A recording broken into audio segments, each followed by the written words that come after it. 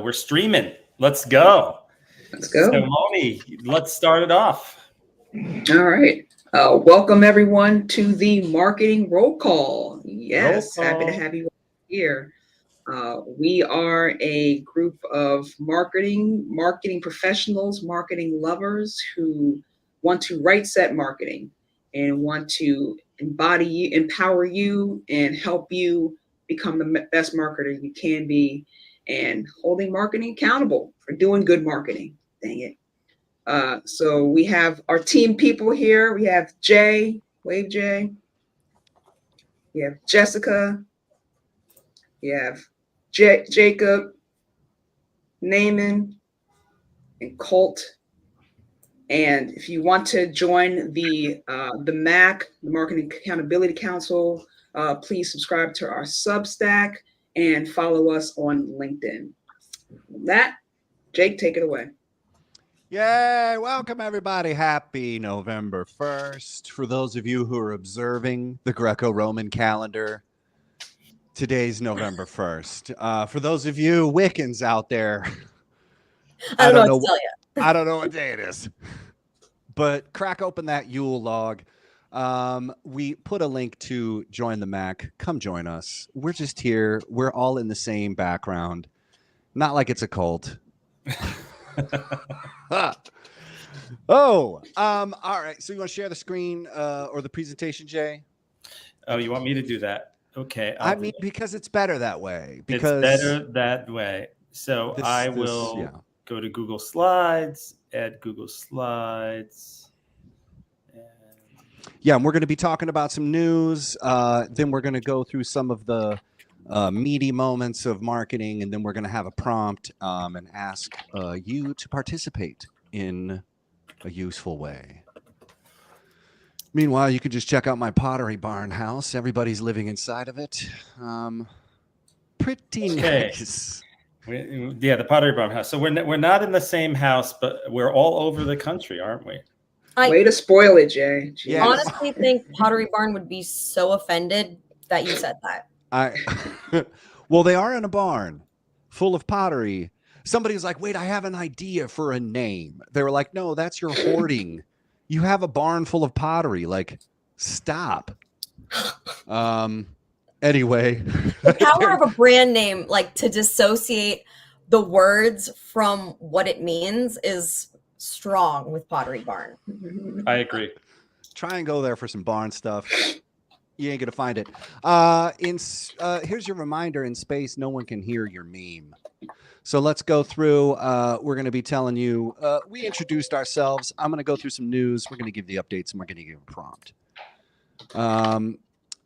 You know who we are? We're the Marketing Accountability Council. Moni just told you. Go ahead. This week, is there ever not news? It seems like there's always news, but I saw something that was really amazing and I wanted to share. So we've heard that advertising is a tax that only poor people pay. If you can pay for the ad-free tier, you're going to do it. But if you can't, you are going to get the ads. And ad-supported ecosystems are a part of the world. A lot of the products and services we have that are free are actually ad-supported things. And so it's kind of an interesting thing that I was thinking of advertising and taxes. And if we go to the next slide, that's like where we came from. Taxation without representation is like a historical precedence in this country. We didn't like it that we didn't have a representation in the government, which at that time was British. We were a colony. We didn't like it. We had to pay taxes. We didn't have any say in what was going on. We had no insider track, or we couldn't do anything about the government's policies. So it kind of made me think. Go to the next slide. This article blew my head off because they were saying, what if we taxed digital advertising? And I was like, oh my God, people are going to be so upset with this. But these people at MIT, these economists, what do they know? I mean, like, you know, oh, I'm at MIT, so I really know a whole bunch about this stuff. So I'm going to tell you something that's based on research, studies, facts, things that I could get fired if I lie about. That doesn't happen in advertising. So the case for this is amazing. Let's break it down.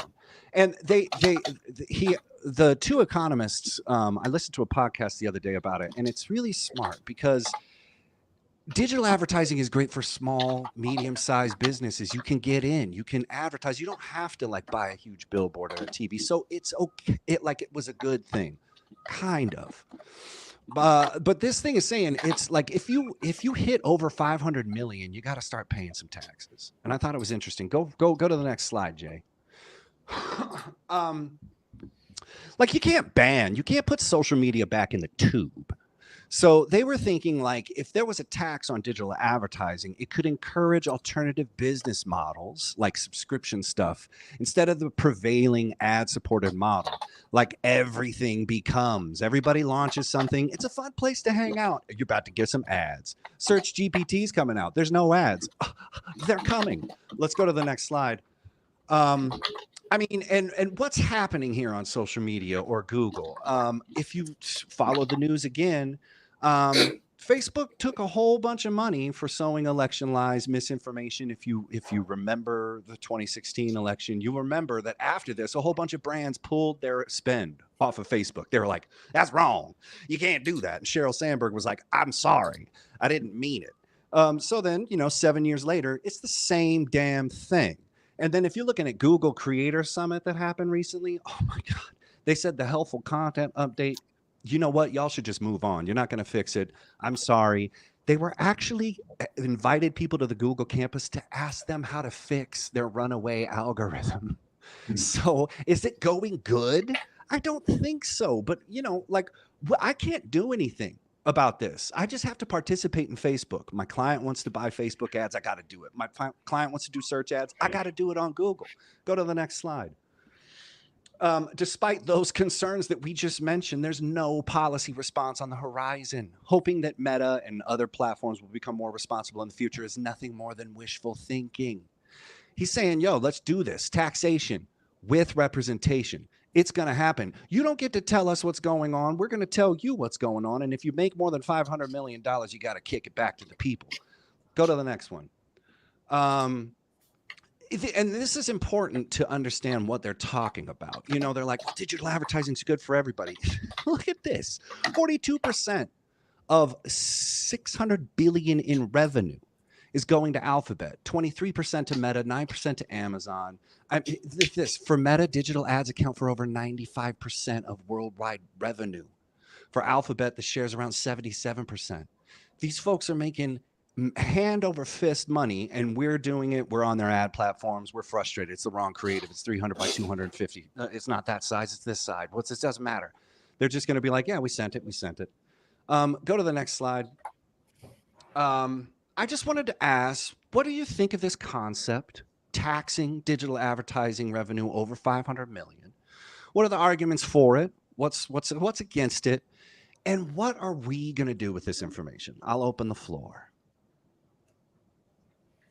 I feel like every time we try to lock down an organization with taxation or any other form that compromises the potential of their revenues and compromises their EBITDA in the long run, they just find something else. I'm curious about the possibility that we would trade an evil for a super evil in this circumstance. Like, where would they retreat to? What do we expect they're going to go to? Because they're going to replace the revenues, or rather the margin. If they're getting taxed, they're going to replace it. What are they going to replace it with? Are we better off with the devil we know? I would ask if they would then, since it's about revenue, the tax is going to be on the ad revenue that they make. So they would have an incentive to make sure that the businesses advertising make money. So I don't know if that, it could be positive or negative, but maybe they would help the businesses, the advertisers, do better advertising, or they could just cheat. That's probably more likely. But could there be a scenario where they actually help us do good marketing? Well, that's exactly what I was thinking. At the end of the day, I'm teaching my marketing class, and I have all these boxes that advertisers need to fit in. This is the ad unit size. This is, how big, how wide. This is the colors you're allowed to use, whatever it may be. But the reality is, if you look at someone like Nike and what they did with LeBron and Bronny, and they put up this really smart ad that was based on an insight that was someone at a press conference asked them, will they be traveling to the game together? And the answer is no. And then in a few weeks, Nike was able to create an ad from that. And that doesn't follow any of these formats that any of these big platforms are preaching. Yet Nike's getting all this attention from it because people like it and want to share it. How do marketers do stuff like that instead of just relying on these frameworks and templates that the establishment wants us to use? Well, I mean, that's not even like traditional advertising. It goes around that model. It's informational. It's a post or an update that gets shared. Do we call that advertising? Well, it's part of the mix. I mean, it's certainly that, what I'm basically saying is that I'm having this feeling that the established frameworks of advertising, and you could probably look at it more from a B2B perspective, Cole, but they're so expected. And I was looking at my students that were doing some work, and we were looking at articles, and we were looking at all these ads across the right side, and they were misplaced, misguided. They weren't creative, and they weren't, I can't imagine who and how anyone would click on them. And Jake has posted stuff over the last few weeks about what percentage of that stuff is fraud anyway. Mm-hmm. Right. Well, I mean, and also just digital advertisers right now, all you marketers that are buying programmatic, when's the last time you clicked on a banner ad? We don't. Anyone heard the term banner blindness? It's like when you are you're subconsciously you ignore it. We're not even though we don't click on it, our subconscious explicitly ignores it. Well, especially because we're dealing with those sizes. We're like, well, I know what's going on there. I don't need to look below the fold. It's like when the commercial's coming, so you click on the DVR, you fast forward to the DVR. No. Right, but this brings up a bigger question that Colt asked, which is legit, which is ultimately, so if not every piece of advertising could be a stunt like what Nike does. Not everyone's equipped to do stunts like Nike does. Not everyone's equipped to act on insights like that. And how do you even translate that big brand lift that Nike does into something that is selling B2B software, for example? Cole, you've done some examples of this. Why didn't you talk about some of these, didn't you do sales gum and stuff like that? How does that work? Okay. How does that break through this banner blindness? Yeah, well, in the case of B2B companies, so much of what they offer is esoteric or complicated or technical, and breaking it into metaphors that people can relate with and storytelling and comedy has always been really helpful. Rather than trying to connect with somebody on features and benefits, it's personality. You see this in an industry like insurance, which even though our brains can hardly remember this far back, 30 years ago, insurance was something that you only thought about in the most difficult and painful moments of your life. And it was wonky and technical and legal and all that stuff. And now it's flow and it's mayhem and it's a gecko and it's cavemen. It's all these things that have happened over the last 30 years that I think these brands have recognized we relate to. And taking things that are, complicated or otherwise uninteresting, and even just completely dodging the subject matter almost altogether and making it just damn entertaining is making the difference for brands that are in those spaces. Man, I'm loving that. I bring a lot of music stuff, jingles. I've written a musical about big data management because I was like, you know what? Why don't we sing this? But that got some awards. We actually used the musical that I wrote for a B2B client, and then we used it in targeted advertising. So we used a combination of brand and direct targeted and broad. And it starts moving the needle because you're thinking differently. People are seeing different stuff, but a lot of people don't want to be different because that means you're alone out on stage, and that's like whack. I would rather be in the crew. Like we're all just doing the same thing. Like, you know, and it's crazy because everyone says when everyone zigs, you got to zag. Ain't nobody want to zag, and you don't Well, have right. the ability to zag because listen, we don't have the budget.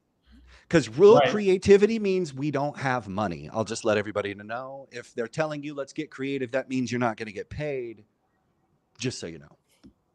So let's talk about short-term incentivization versus long-term incentivization. Like a lot of the brands that we're working for in the marketing world are spending that they want results immediately, and they look to us as marketers to get results immediately. But in my experience, over the years, it's taken years to build trust, earn that trust, participate meaningfully in communities.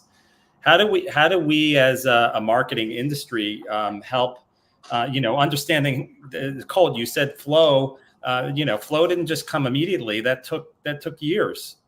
Right. What do we do as a marketing industry about this sort of expectation that we have this quarterly goal and we need to sell?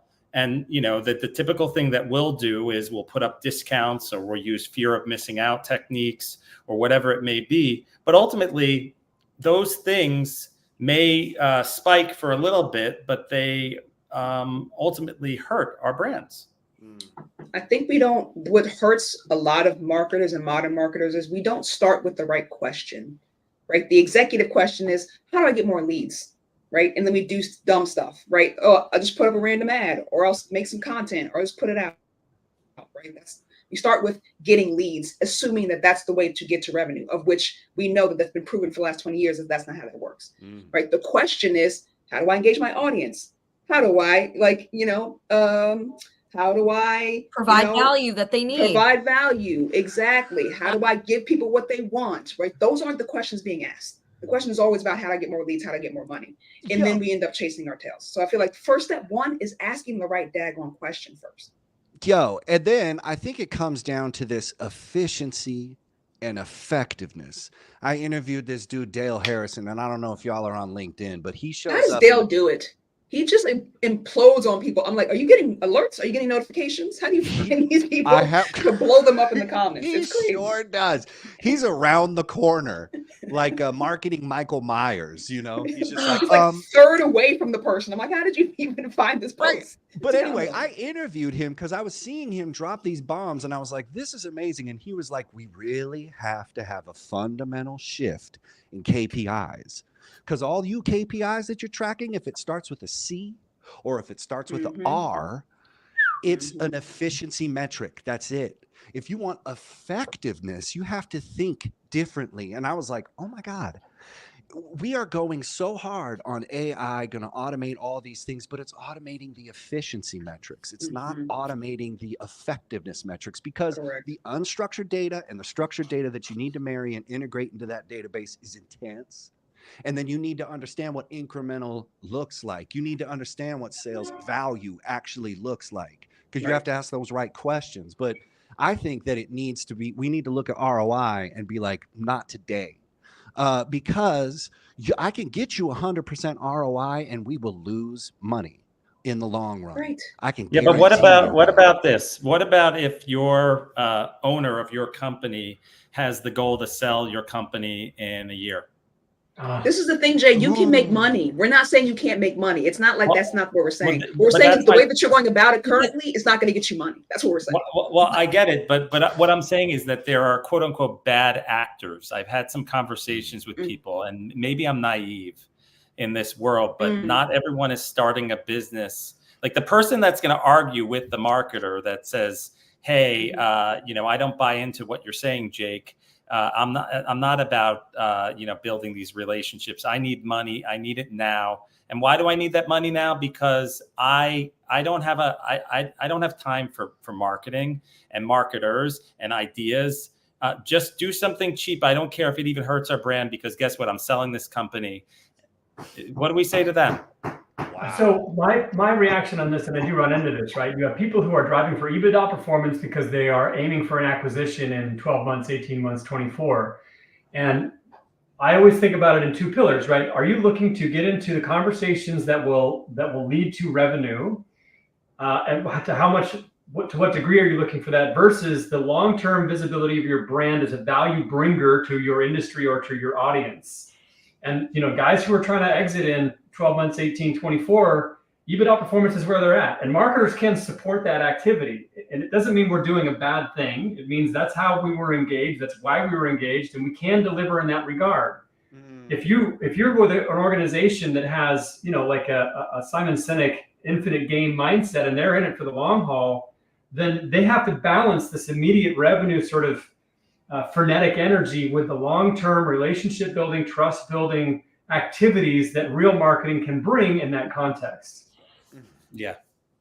So what's the marketing done in the short term? Because all I hear them say they do is a volume play. Get as many leads as I possibly can, and somehow ipso facto magic, espialidocious, they fall into a funnel and return into pipeline revenue. Is that the play? It's some Soylent Green. I mean, I don't know any other strategy that they deploy that actually works. Yeah, no, I'm with you. It varies depending on the industry that you're in. In high ticket B2B, which is where I focus, it's about building relationships, but you have to start the conversations. And as a marketer, it's my job to deliver them into those conversations actually and directly.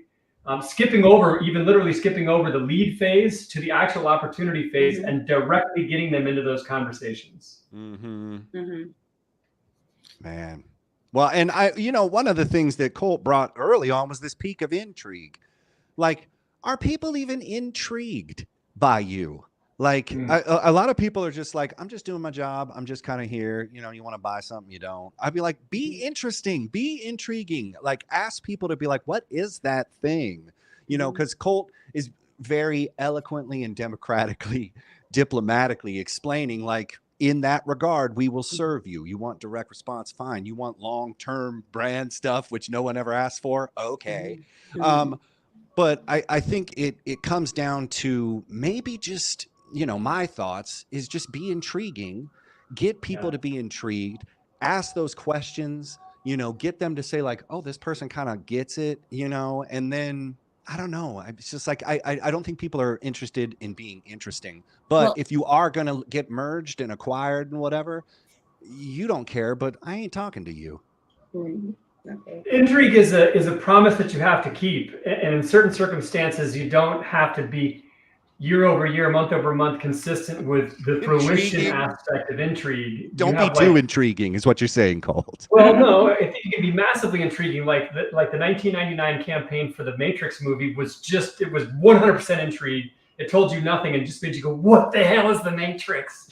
But you have like a company like Apple, who when they used to do their annual events, they were being massively innovative and bringing out products that were game changers, and the intrigue was there. Right. As time wore on, they became very conservative in terms of how they were innovating, making small bets in certain areas, but they haven't changed a game in 15 years. So if you're going to try to play the game of intrigue and you're not going to deliver the fruition half of that promise, you're going to erode the quality of your brand rather than enhance it.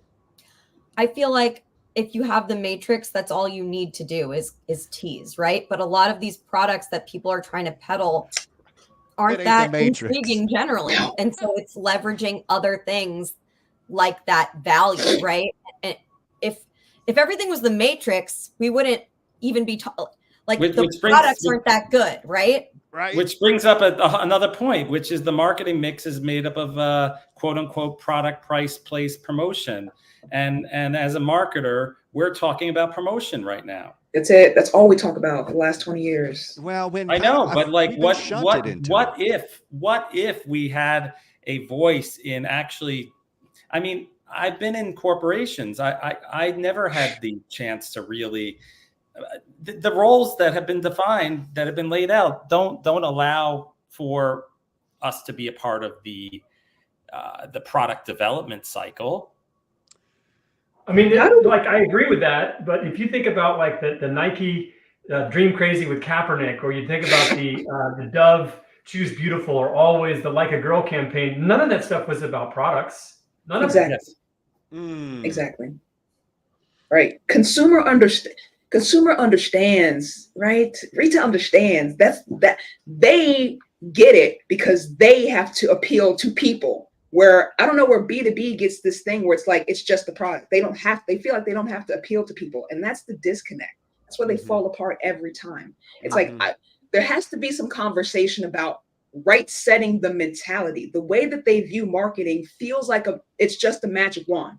And here, no money, no budget, no resources. I need all this revenue, make it happen. It's like the idea, the thought process around marketing feels all wrong, even when we are trying to help them get to where they're trying to get to. Right. Oh my gosh. You know what's so ironic is that in legislation that's taken place over the last 10 to 15 years, the personhood of corporate entities has increased, right? This idea that corporations are people in terms of like freedom of speech and other legislative elements. And yet we still have, especially in the B2B space, there's no sense of I'm interacting with like something that has a personality. It's features, benefits, pricing, position. None of the things that you see are working in the B2C space where people are actually working on the psychologies that drive humans have penetrated into the B2B spaces. If you take 5% of the knowledge that's happening in the B2C marketing spheres and pull it into a super dry, super boring B2B space, you're going to crush it. Exactly. The bar is so low. It's so easy to hurdle. Well, and there's like zero appetite for it. And it's maddening. It is maddening. I think that's because part of what's great about B2C is it's a personality thing. It's an individual. You can align yourself with a brand. And B2B is more about safety, and it's more about making a decision that's fiscally responsible. And I think that where B2B companies have found success is kind of being a host, right? Having webinars, events, being like Figma, I've watched really become the platform for discussion. And they're also a marketplace for little add-ons. But what they've done is they've said, we are here for the people that design. And how can we be like the bottom? How can we, have everybody come over to our house? Yeah. Community. I think community is where B2B, when they do it right, is where they shine in the people. Like the big B2B companies that we know and like, they have a pretty strong community of which like Salesforce Trailblazer or HubSpot inbound people, or like, it's like a badge of honor that they wear to be a part of this community. It gives us some status, some prestige or something like that. Yeah. I had an example in class this week about Slack. And Slack's advertising was not about banners and ads and stuff like that. Basically, what they did was they noticed people in the platform. When people had suggestions for how to improve the platform, they addressed them hands-on. So that means marketers or people that thought like marketers were in the mix. They address those concerns. And the cool thing about selling Slack in is that an enterprise or educational institution, they start to see 22% of people signed up for Slack in my organization. Then that could be used to actually sell it in as a license. So it's a LinkedIn play. Yeah, it's a LinkedIn play. But the idea is simple. It's that people are using and getting value from the software. So you need to buy it, because if you got rid of this software, it would disrupt productivity in your organization. That is an emotional sale. Yes. But how many times have people in corporations purchased software, trained all the people on how to use the software, and then check 2 months later to see how many people have used or adopted this software. And it turns out that no one has. And, and that's very frustrating. So the answer is not just creating software, but creating software that people love and people talk about and people embrace, and then having this whole ecosystem of solving problems. And then you don't even have to do all this kind of sort of desperate marketing. Well, that might be a failure on the behalf of the sales and onboarding teams that are providing that value. Like if you already get a sale and you can't retain that, that's it's not it's listen, I've had experiences where I've implemented software and I was very much a part of the implementation and the training. I'm not saying internally, I'm saying as the company that's providing support for the new company that's using the product, right? Sure. Absolutely. I mean, there's a whole list of things, but if you think, oh, we need to do that onboarding email thing, how often do you read those onboarding emails? There are just so many things that are so easy for us marketers to do, that are so easy for marketing firms to charge people for. We're going to create this beautiful onboarding email. We're going to create all these trigger-based alerts. But if there's nothing there, there's nothing there. Well, I mean, I've even seen Meta do this where they now have a marketing pro that you can talk to on the phone. And that is, your hand holding to optimize your ads. If they're not working for you, there must be a reason. And how can we, concierge you to success? I think on our platform. Well, yes. That's true. And that's where I think a lot that comes back to this digital advertising tax. Do we think that would be something that would ameliorate the get rich quick folks that I'm just going to pad my underwear and sell in 12 months, those kind of fly by night things? Do we think a digital advertising tax would address or correct or help kind of create alternative pathways for any of this? No, I don't think so. Because what you're going after in that sense is the ad platforms themselves, and all you're doing is taking a part of their revenue. You're not allowing new ways of. They're two different things, right? Like, one thing we just spent the last 20 minutes talking about is practices. That's not going to change practices. The people that want to buy ads will continue to buy ads, and all you're doing is taking some of the profits from those large corporations.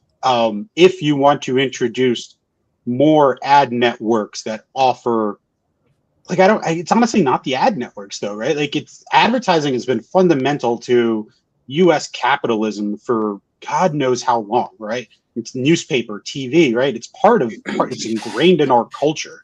So it is really the tactics that I think everyone on this, call has a problem with, and the tax doesn't solve that. I guess my question is, and what is happening with like television? Like, is where is the tax for ad revenue with forms of media that aren't cutting edge? Like, I guess I just don't know the structure. But is that something that's been proven that works? I don't think so, because I feel, don't correct me if I'm wrong, I feel like TV and maybe radio, there's already a layer of regulation there, right? Like there's just FCC and stuff like that, where digital doesn't really, in my opinion, doesn't have that.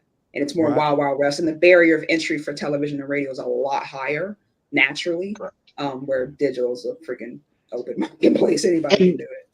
If you're not happy with the ad networks, I think the DOJ case probably, if you're going to break them up, like, that's probably a more effective solution to creating more ad networks than a tax, right? Oh, sorry, but I needed to connect a couple things, because Colt said corporations are people. Well, people pay taxes. Y'all better pay taxes. But the other thing he said was insurance. Insurance is willing to do this thing because they don't know when you're going to get hurt or whatever. Personal injury lawyers are the same. I don't know when you're going to get in a car wreck. That's why you see my billboard all over the place. Now, we don't know if somebody's going to buy our thing, but we're not going to do these similar long span things, but insurance companies will. And I just want everybody to remind themselves of the Mutual of Omaha's Wild Kingdom. For like 30, 40 years, some insurance company was going around the jungles filming lions, like taking a look at chimpanzee colonies. And every Saturday morning, kids would be like, oh my God, the nature show's on. And they'd love it and they'd watch it. And there was comic books and there was like a cartoon that came out. Like, it was like a whole show. I mean, it was a whole thing. And the whole time, Brought to you by Mutual of Omaha. If you ever need insurance, like whatever. But this is a soap opera play. And I think the origination of advertising in this country was not an ad-supported media model at all. It was content that was being pushed out on behalf of brands, and it was amazing, and it created the media agencies that we see today. Like advertising is now like some add-on that we stick on. It used to be the corpus of it all. And I think like if we're talking about changing practices and other things like huge sponsored content things, like that's another alternative pathways. What Colt just said, like humor, intelligence, those kind of things. What I'm talking about, musical, what everybody's talking about, we have some of those things. We just need to see more examples of that, and then we need to corral more confidence on behalf of the clients and say, listen, what Colt was saying, like you want, like, I get that you're not worried about your reputation, but there's things that are going to bring down your chances that you can bring in more revenue in a longer sustainable fashion. But who am I? I'm in this beautiful house. Jake, I feel like that goes back to what you talked about a few, maybe a month or two ago. Remember you did the origins of advertising, and there was the two competing thoughts, and one was more content oriented, and one was more promotion. And I think if that's I feel like that's what you're saying, and I feel like then this divide between the quote unquote good advertising versus the long-term advertising versus the short-term advertising has probably been around forever, right? Forever. I mean, like imagine the first cave businessman, I'm trying to sell these vulture bone flutes, it's tough out here, and then you got to smash people's skull against a rock because they're trying to come and take your cave. I mean, you're busy. So anyway, I would assume it's like, I need to buy this now, but I also want you to come back to my cave. All right, I got a wild idea. In the context of a question like this about, do the 50% tax or don't do the 50% tax, I always like to step back because I think of it as a question in a vacuum. We're asking yes or no about a specific thing. The specific thing that we're asking about is at a very high level. It's at a societal level. It's at a tax structure level. Taxes touch us all. So like, if we're in this echelon of having a conversation about how to fix this problem, what else is possible at that echelon? What came up for me in the course of this conversation, word of mouth is the number one. We know this is the best way to get anything sold. Everybody loves it. Any brand that can tap into that kills it. What I'm curious about is the possibility that we can create almost a universal referral system where no brand can incentivize you higher than any other brand. No one can. It's a flat 10%, whatever. If your friend hears about it from you, you get 10%. You get 10% of the revenue. That's it. That's how it works. And Nike can't incentivize me more than Reebok. If I like Nike and I tell somebody I like Nike and I love these shoes and somebody gets those shoes, I get the 10%, right? So can we rev share society? Because that's what a tax is. Can we give it more directly? Because I don't want it going through the system of government and dealing with all that inefficiency. Can we make it direct? Isn't that what influencers do? Is they're like, hey, I was just saying, like, isn't that what we're supposed to have? They're just like, I'll tell everybody. And isn't that what advertising is? Like, isn't that them choosing to get that 10% a million times? Yeah, that is. But what I'm thinking of the difference here, the nuance of difference here is that it's with an influencer is contacted by a brand that wants that influencer to push that brand. That creates a relationship between the influencer and the specific brand. They're incentivized to speak positively about that one brand. What I'm saying is if you make it universal, that if somebody buys something because I said it, I get 10% no matter who it is. So I'm not incentivized because I have a relationship with a brand. I'm incentivized because the product's better for me. But what about the affiliate link? Like that's the kind of thing where everyone there's these affiliate programs, right? Where if somebody uses your link, then you do get a portion of that sale. 100%. I'm talking about a universal affiliate program concept. Does it not get also then bastardized? Because now people will be like, well, I want 10%. So I'm just going to kind of gamify this as much as I humanly possibly can. Any product gets the same amount. Like you can do every it for product, anything, right? Every product. There's no exceptions. Sorry to cut you off, Moni. Yeah, no, I'm just thinking of human behavior. Yeah. Oh, well, I'm thinking about that. That's an amazing one. Maybe some kind of a communist take on it. Like this is a UBI kind of take. What if there's like there are in 1 year there are so many advertising credits, and we'll have a lottery, and then I haven't thought about this, but I'm just wondering, like or there is one place to see ad, one single place to see ad. And then I don't know. No one would freestyle see it. ad. Nobody would want to see ad. Are No you ad. put No ad blocker ad. on me, Jessica. I'll ad block you back. That'd be interesting. Ad blocking, blocker, ad blocker, AI is gonna fix this, everybody. So just like we can take Exactly. Why are we even chill. talking about this? Why are we even thinking? Go touch grass. Go touch GPT. That's fantastic. Oh my God, so many things to chew on. So have this. What I would suggest is have this conversation with other people that are willing to nerd out on this with you, and you could get to some really interesting things. I think we uncovered some amazing practical advice. The nuance that Colt was bringing, the sense that Moni is talking, like with the likeliness that things are going to get kind of bastardized. So don't trust in the system too much, but be intriguing, be interesting. Jessica, talk about communities. Naaman's doubting things, but he still believes in the power of love. And Jay, I mean, you're a Capricorn. I don't know. I'm a Libra.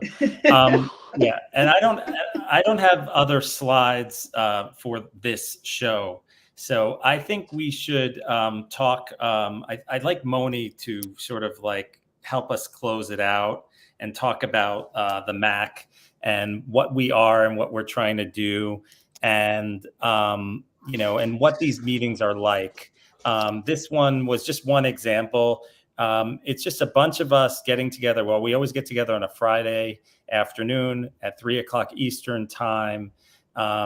We have the head of research, Jake. We have the head of community, Moni. This started in February at the B2B Marketing Exchange, and we write content on a weekly basis, and all of us contribute to it. But Moni, you want to share some thoughts and ideas about how others can join us and participate? Yeah, this is an open community, and we are looking for more like-minded people who see the struggles and issues with marketing and, want to make a difference and want to have the ability to be empowered to make the changes in marketing. So if that is you, please join us. You can subscribe to the Substack to get all of the articles that Jake, myself, and Jay write, and whoever else wants to contribute to the MAC. You can follow us on LinkedIn. We post there often. Follow us on YouTube. Reach out to anybody on this panel directly. We will happily have a conversation with you about the MAC and about joining the MAC and ways you can participate. But ultimately, we want to hear from you.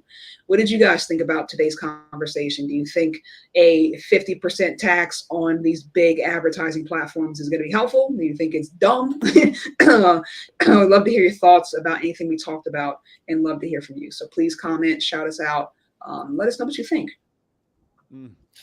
Okay, thank you. Beautiful. Now what?